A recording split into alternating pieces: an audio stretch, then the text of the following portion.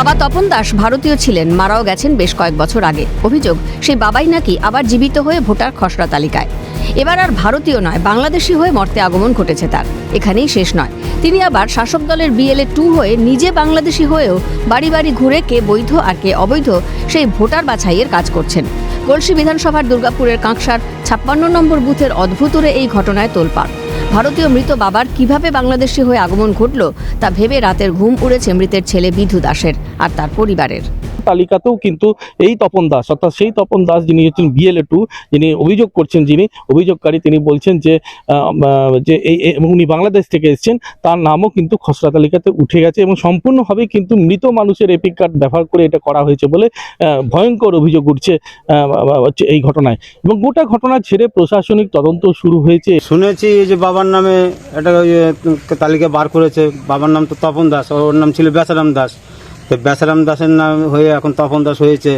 হ্যাঁ, এই কাকসা বার করে এইখানেই ছিল, নপাড়ায় ছিল, নপাড়তে চলে গেছে এখন কাকসা ওইখানে। বাবার নাম তো এগুলো বার করেছে। বাবা বেঁচে আছেন? বাবা মারা গেছে বহুদিন আগে। কবে মারা গেছেন? তো আজ প্রায় 5-7 বছর হয়ে গেছে। বাবার নামটাই ব্যবহার করেছে? বাবার নামটাই ব্যবহার করেছে। মানে এটা শোনার পর কি মনে হচ্ছে? মনে হচ্ছে আতঙ্ক লাগছে এখন মনের ভিতরে, কখন মরা বাবা আবার তো জানতে হয়ে যাচ্ছে। উল্লেখ্য, পূর্ব বর্ধমানের আউশগ্রাম বিধানসভা ছোড়া নপাড়া এলাকার বাসিন্দা আসল তপন দাস স্ত্রী ও 2 ছেলেকে রেখে বার্ধক্যজনিত কারণে বেশ কয়েক বছর আগেই মারা যান।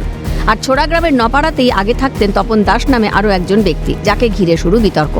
আউশগ্রামের ছোড়া গ্রামের নপাড়া থেকে বাংলাদেশের নাগরিক বলে যার নামে অভিযোগ, সেই তপন দাস চলে আসেন গলসি বিধানসভার অন্তর্গত দুর্গাপুরের কাঁকসা ক্যাম্পের 56 নম্বর বুথে শুরু করেন বসবাস। কাঁকসা পঞ্চায়েত সমিতির প্রাক্তন তৃণমূল কর্মাধ্যক্ষ অজয় মজুমদারের অভিযোগ, মৃত তপন দাসের নাম ব্যবহার করে বাংলাদেশ থেকে ভারতে এসে তিনি ভোটার খসড়া তালিকায় নাম তুলেছেন।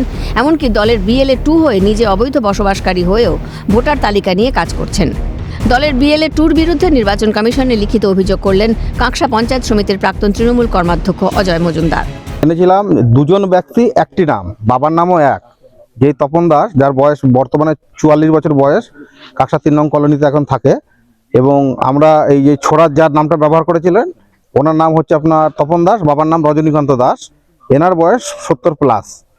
এনার সব ডকুমেন্টস ও ব্যবহার করে 2002 সালে যে SIR লিস্টের ওনার ভোটার লিস্টের যে নাম, সেটা উনি ব্যবহার করেছেন। যদিও এটা আমরা সম্পূর্ণভাবে জানতাম এটা হচ্ছে মিথ্যা, এবং উনি মিথ্যার আশ্রয় নিয়ে ভারতীয় নাগরিকত্ব পেতে চাইছিলেন বা ভোটার কার্ডের নাম তুলতে চাইছিলেন। হ্যাঁ, সেটা আমরা, উনি বাংলাদেশ থেকে এসেছিলেন। বাংলাদেশের ওনার নাম হচ্ছে আবার বেচারাম দাস, বাবার নাম হচ্ছে রজনীকান্ত দাস।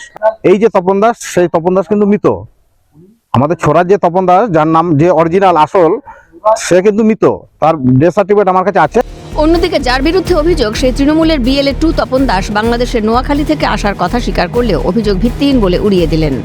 সেটা যদি প্রমাণ হয় তাহলে সেটা সেই বিচার হবে। আমার পরিবার তো পালিয়ে গেছে। পালিয়ে গেছে? মানে এখানে এসেছিল কোনদিন? না আসেনি? এই যে আমি কথা বলে দেখি, লোকের এপিক নাম্বার ইউজ করা, এটা তো ঠিক হয়নি আপনার। না, সেটা যদি সেই সময় ভুল হবে। দুর্গাপুরের মহকুমা শাসক সুমন বিশ্বাস জানালেন, তদন্ত করে দেখা হবে বিষয়টি। প্রথম শুনলাম ব্যাপারটা, বিডিও সাহেবকে বলবো তদন্ত করে দেখতে, এবং যদি লিখিত অভিযোগ পড়ে অবশ্যই তদন্ত করা হবে। তবে যখন আপনারা বলেছেন, আমরা অবশ্যই তদন্ত করে দেখব। এদিকে এই ঘটনা ঘিরে রাজনৈতিক তরজা। কমিশনের নির্দেশ সঠিকভাবে মানা হচ্ছে না, প্রশাসনকে নিশানায় রেখে দাবি বিজেপির। এখানকার প্রশাসন নির্বাচন কমিশনের নির্দেশিকাকে সঠিকভাবে না মেনে আর তৃণমূলের হয়ে কাজ করছে, তারই প্রমাণ এই ঘটনা থেকেও পাওয়া যাচ্ছে। নিন্দনীয় ঘটনা। আমরা নির্বাচন কমিশনের নিশ্চিত অভিযোগ। আইনানুগ ব্যবস্থা নিক সরকার, আইনের দ্বারস্থ হবেন বলেও জানিয়েছেন ছোড়া গ্রামের প্রাক্তন তৃণমূল বুথ সভাপতি।